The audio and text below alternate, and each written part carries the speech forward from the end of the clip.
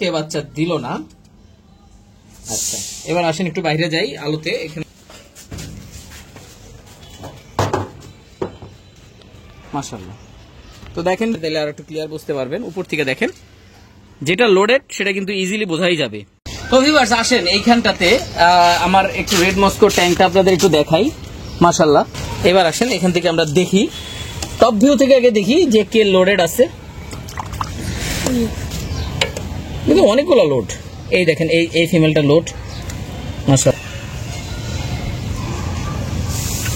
তো ইন্টারেস্টিং জন্য একটু ভিডিও শুট করি, মাছ ধরি, হ্যাঁ আপনাদের সাথে কথাও বলি।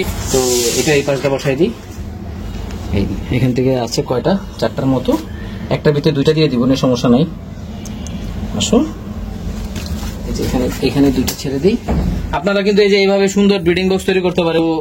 যেটার হাইটটা কম এটা আমি ঢেকে দিব।